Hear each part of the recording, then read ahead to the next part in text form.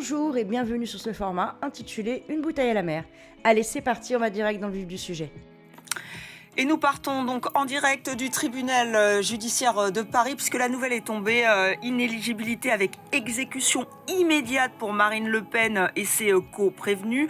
Donc voilà, c'était l'annonce qu'attendait le Rassemblement national. Vous voyez ici Marine Le Pen qui quitte, semble-t-il, l'audience. C'est un coup très dur pour la chef de file de l'extrême droite française. L'affaire Marine Le Pen. Alors je ne vais pas vous faire un résumé, tout le monde connaît. Ça a déferlé sur les réseaux et à la télé.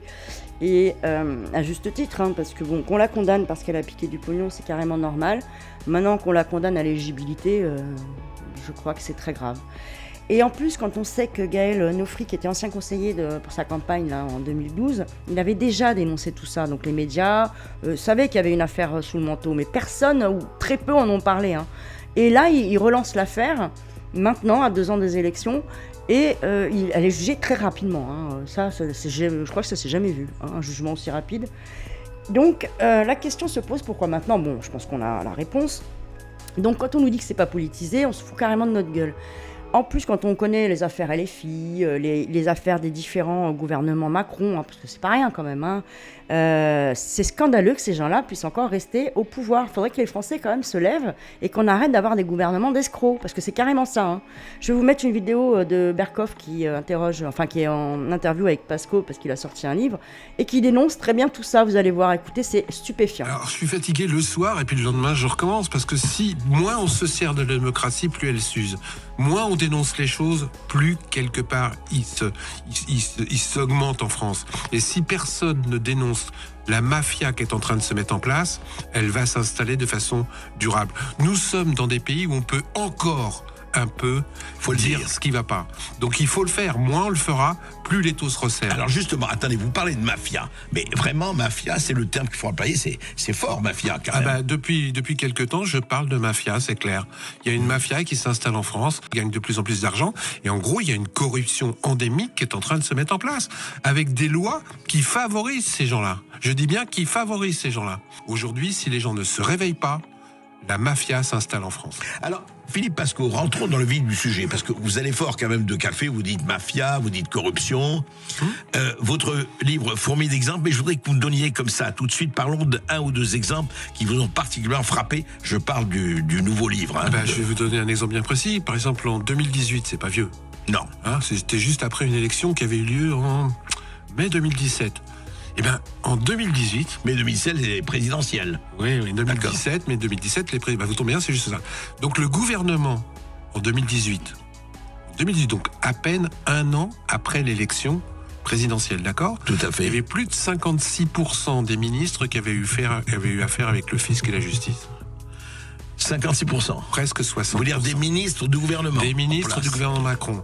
Il n'y a jamais eu autant de gens mis en examen, ayant eu des problèmes avec la justice, ayant eu des problèmes avec le fisc, qui nous gouvernent. Est-ce que c'est normal ?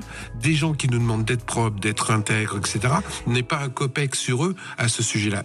On en est là aujourd'hui. Alors par rapport à 2018, est-ce que la proportion, vous pensez, reste la même aujourd'hui ? Nous sommes en 2025. Non, mais il y en a plus. Sous le gouvernement Hollande, j'avais référencé 30% des élus, entre 30% des ministres qui avaient eu affaire au fisc ou à la justice. Aujourd'hui, 30%. Ouais. 30%. Hollande, hein, ouais. Je trouvais ça déjà pas mal. Eh bien, sous Monsieur Macron, on en est à plus de 60%. Est-ce que c'est normal ? Les gouvernements de Macron successifs, oui, vous voulez dire. Plus de 60% des ministres qui nous gouvernent, qui nous donnent des ordres, qui nous disent comment on doit faire, ont affaire avec la justice ou le fisc. Comment ça se fait que ces gens-là... Je vais dire une bêtise. Un garde des Sceaux achète une super voiture, etc. à Monaco, dans des conditions plus que sulfureuses, entre guillemets, et je n'irai pas plus loin, la justice est au courant des noms, des qui ont donné de l'argent, quand c'est passé par Monaco, comment il a payé une certaine somme en liquide, etc., etc. Il n'y a pas de suite. Ou alors comment ça se fait ? Ministre certain. Un ministre certain, mais qui fait du théâtre en ce moment. Ouais. Mais je trouve ça fou. Toi, tu as le malheur de détourner, entre guillemets, ou d'oublier de déclarer sur tes impôts 50 €. Tu te retrouves avec des agios, on frappe à ta porte, c'est tout juste si le GIGN n'est pas chez toi à 6h du matin. Cette personne-là oublie de déclarer 300 000 €. 300 000 €. C'est sûr que pour ces gens-là, 300 000 € c'est de l'argent de poche. Eh ben, pas de problème. C'est un petit oubli. Pardonnez. Aujourd'hui, il y avait responsable et pas coupable. Eh ben, il y a coupable et pas Pas responsable. responsable, oui. Alors voilà où on en est aujourd'hui. Quels que soient les gouvernements qui se sont succédés, ils ont tapé dans les caisses. Droite, centre, ce que vous voulez. Parce que vos gueules, ils en ont rien à foutre. Alors pour la conclusion de cette émission, parce qu'elle va se terminer là, ce que je voudrais dire, c'est ça. C'est que peut-être ça serait bien qu'on fasse un temps mort. Parce que nous, pendant que sur Internet ou autre, on se bat gauche, droite, ce que vous voulez, c'est mon parti le meilleur, c'est celui qui va sauver la France. Eux, quel que soit le parti au gouvernement, ils s'enrichissent personnellement. Parce que vos gueules, ils en ont rien à cirer. Je vous le répète. Et après, si vous voulez, une fois qu'on aura fait le ménage dans nos institutions, qu'on aura viré tous les corrompus et tous les pédos et qu'on aura mis tous en prison ou ce que vous voulez, eh ben, on pourra reprendre une petite guéguerre, aucun problème. Mais je pense que il est temps de faire ça, quoi. D'arrêter de penser qu'il y a un sauveur, il n'y a pas de sauveur.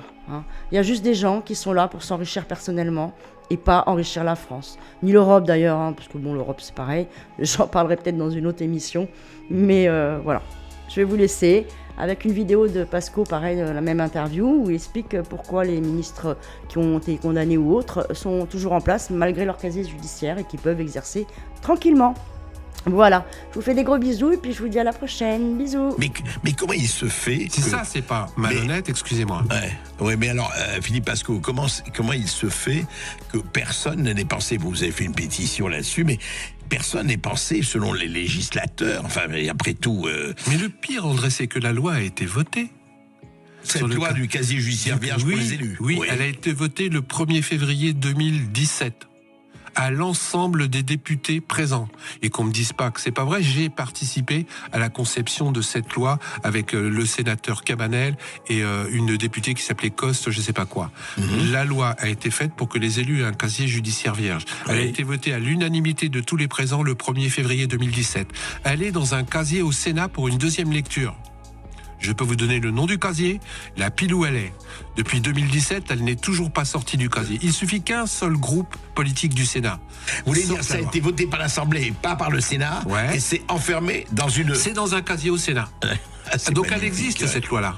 Et en plus, M. Macron et M. Bayrou, à qui j'en veux beaucoup, puisque c'est eux qui ont complètement évacué cette loi-là, pourraient très bien s'en servir. Mais ils nous disent que c'est pas constitutionnel.